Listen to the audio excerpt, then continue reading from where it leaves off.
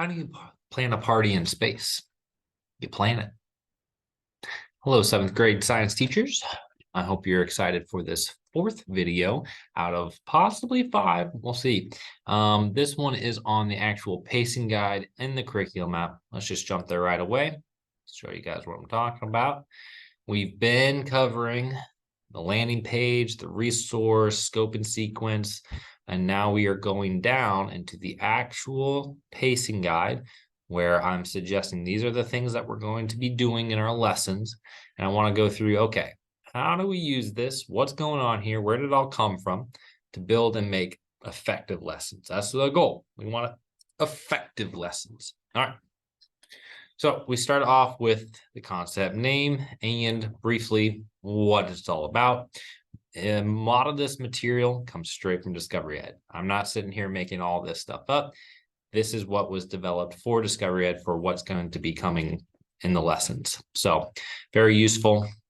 The student learning objectives. I think this will actually be an incredibly useful resource right here for you teachers, because I know most schools ask for student learning objectives in the form of I can statements.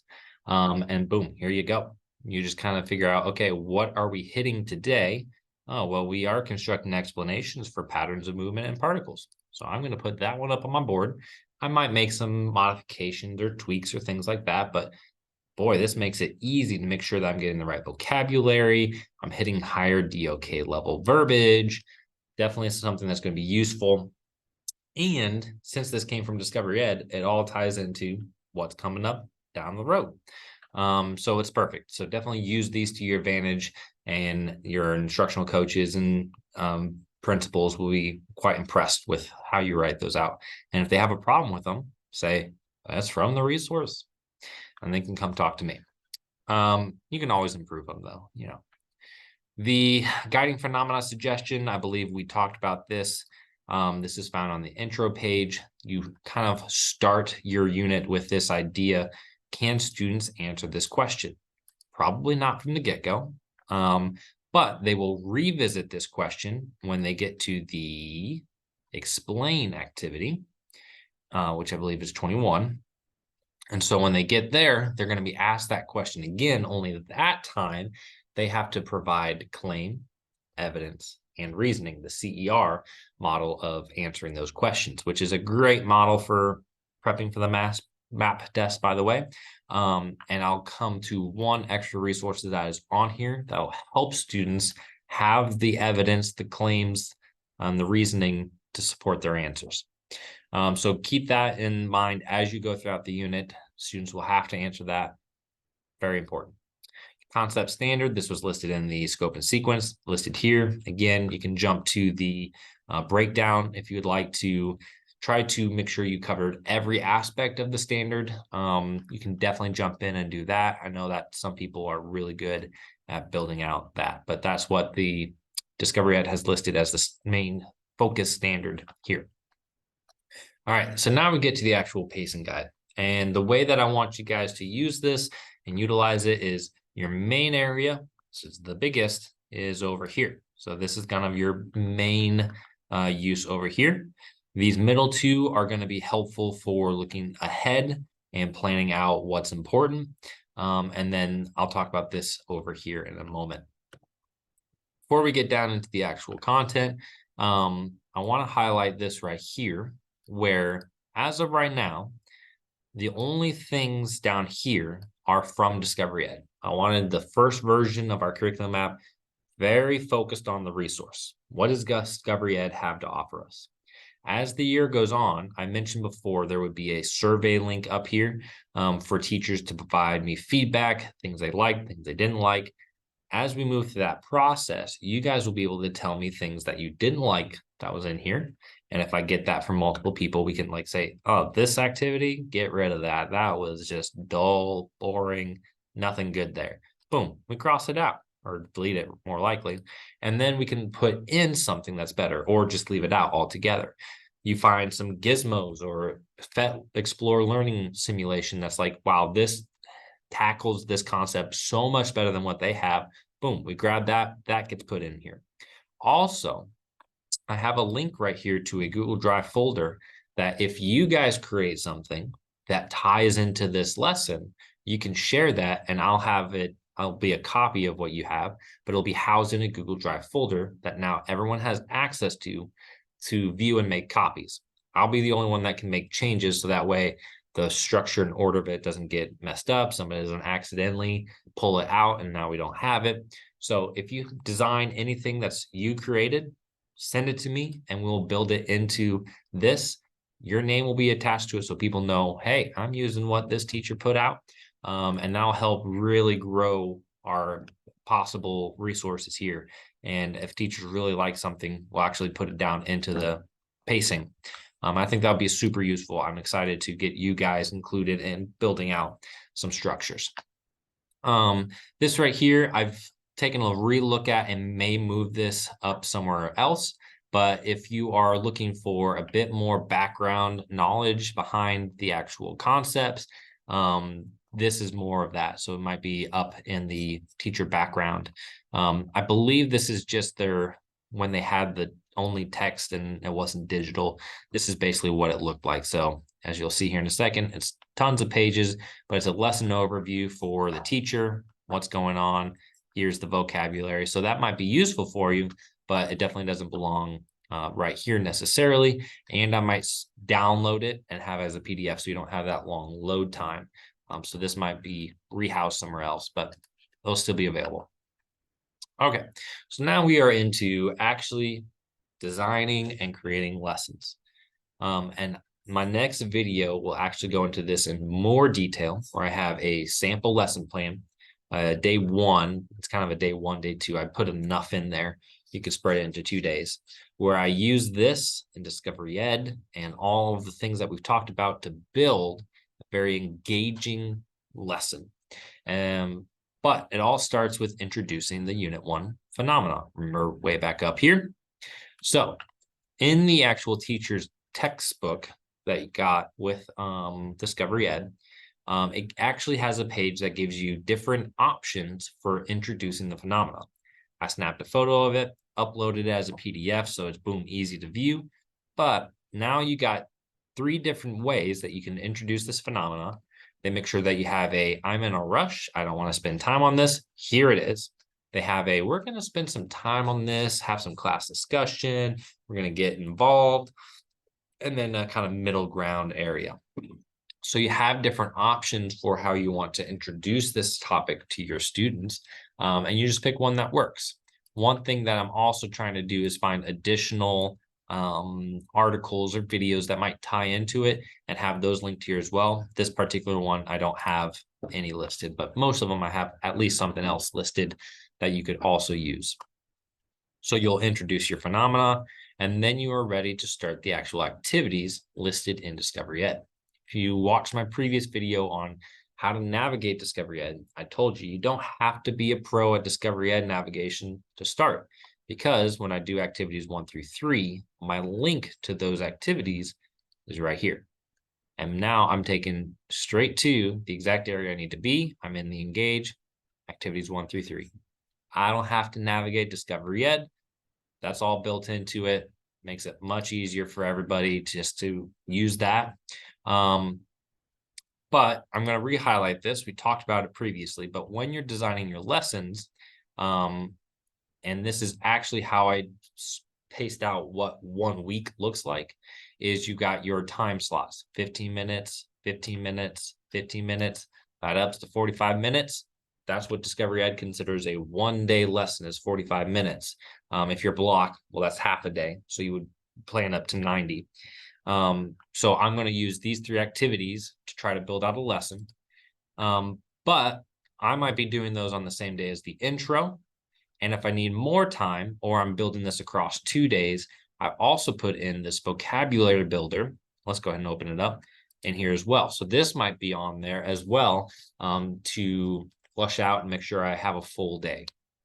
These are really cool. These are actually found on the intro page for the concepts, but I've got them brought out as a PDF. I might actually switch it to a Google Doc, because right now the links don't work. So I have it in Google Doc already, so I might just switch the links so that way it's much easier for everybody to Boom. Now I can look at the links. But what these do is they give you two different vocabulary activities you could do with your class that is engaging and fun for students to either, you can do it at the beginning so students can preview their vocab before going in, or you can do it after as a review. I put it in the engage just so it's there at the beginning. Totally up to you guys how you do this. Maybe you do both, one at the beginning, one at the end. Totally up to you guys. You're the pros. But there's a couple of good ideas there. And again, these links will work. I'll have it switched to a Word doc by the time you are using this. And so that's kind of like, okay, that right there is a full day. And as you see, there's only a few more activities in week one. I made sure that for each grade level, the week one of the first concept was very light. I didn't pack it tight full because I knew those first couple of days, it's kind of a slow start. But I always found I'm getting into things right away. I'm not going to wait this 2-week long period before we start hitting content. I'm going to blend my classroom expectations into my lessons, and we're getting started day 2, day 3, we're moving.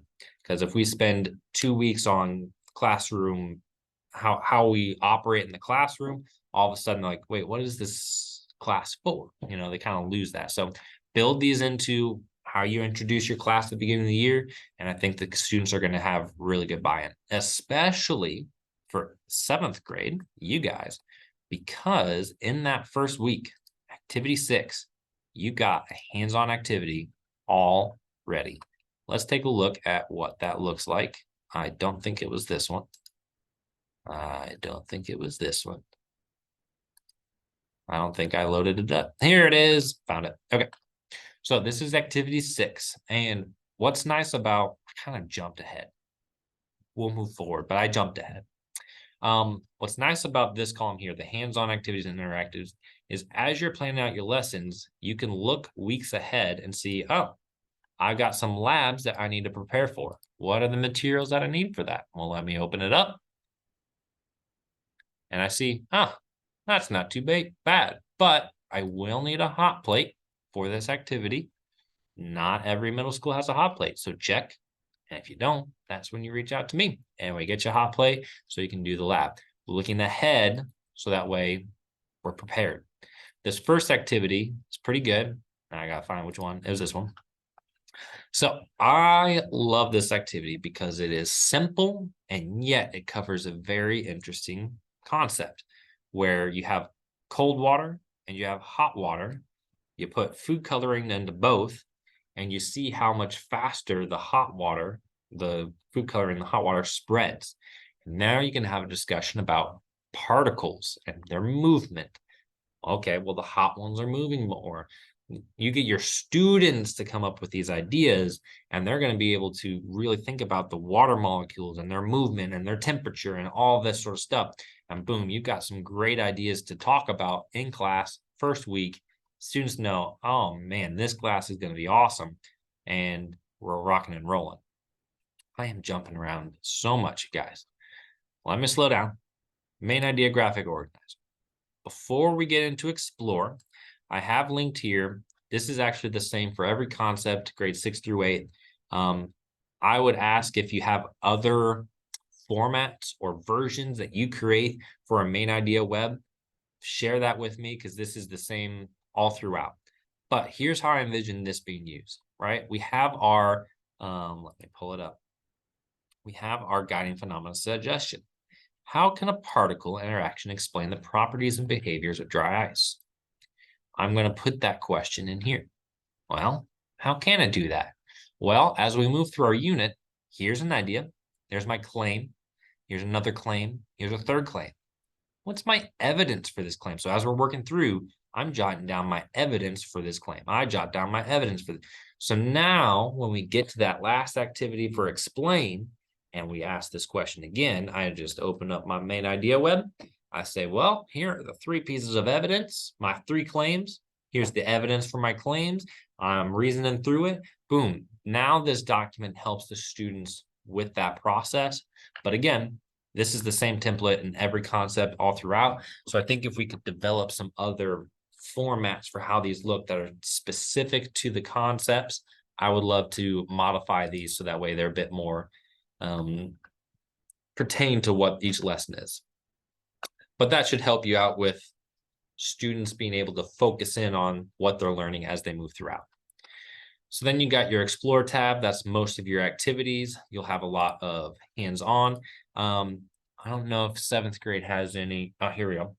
So in the hands-on interactives, you'll see some activities have this, where it says, hey, requires advanced preparation. That just means, hey, there's some materials. Go ahead and look. Make sure you have the stuff. If you don't, reach out to me. And then there's activities like this one where it doesn't have it. Hopefully, let's see. Typically, these are going to be simulations. So once it loads up, here you go. This one's a simulation. And so that's all computer-based. You don't have to prep materials. You'll just have to make sure you're familiar with how this works and how you want to build into a lesson.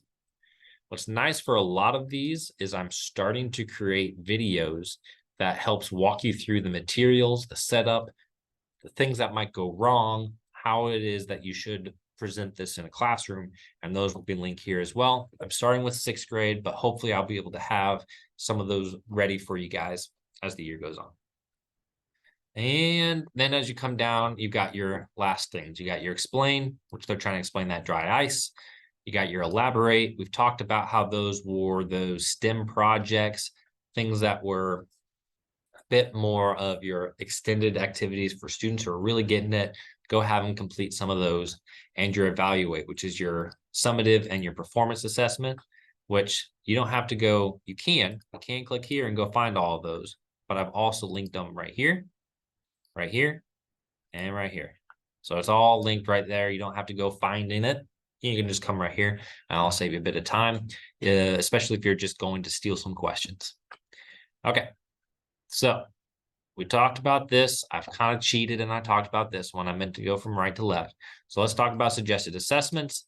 These are what Discovery Ed has listed as the suggested assessments. These guys are the few activities I say, actually, I would assign those on Discovery Ed and have the students complete them digitally, because activity 3 will ask them questions that they haven't learned yet. So you get your pre-knowledge. What did they know at the start? And then as they go through to the end, these other assessments re-ask those questions now that they've learned it. And now you have data on Discovery Ed, if you've assigned via Discovery Ed, to show here's what they knew before. Look at how much they grew. I'm an awesome teacher. And they're awesome students.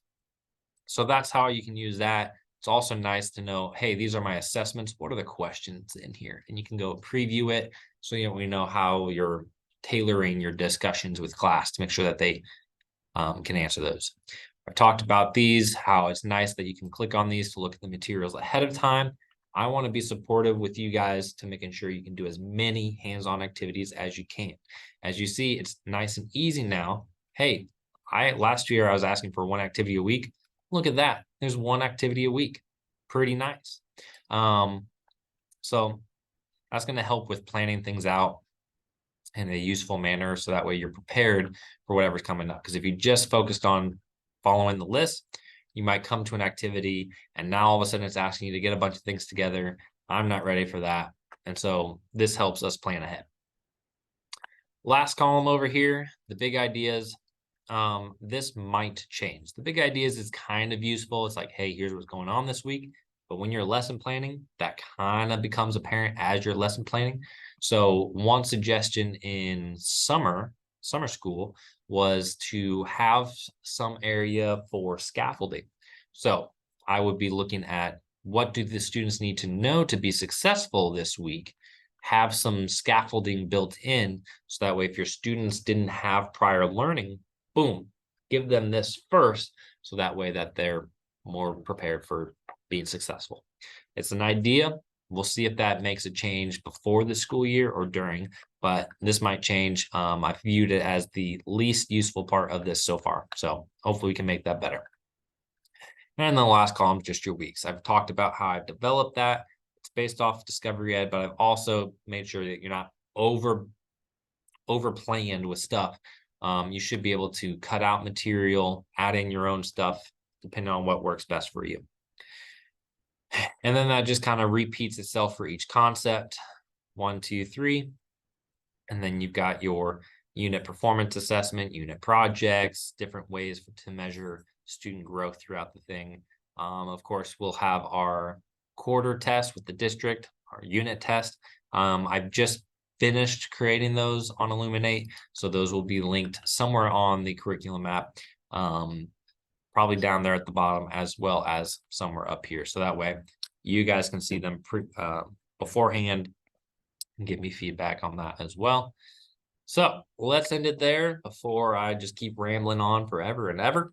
And I think that's a good place to stop. Your last video that I'm planning on doing in this series of using the curriculum app is going to be one that ties it all together. And it's going to be creating a lesson plan that uses all this together, that creates an engaging, diverse, and high level lesson using all this. And hopefully that will help you visualize how I envision everybody using this, and you guys will be successful, like I know you will, and our students are going to want to learn so much this year. All right, I will catch you guys in the next video.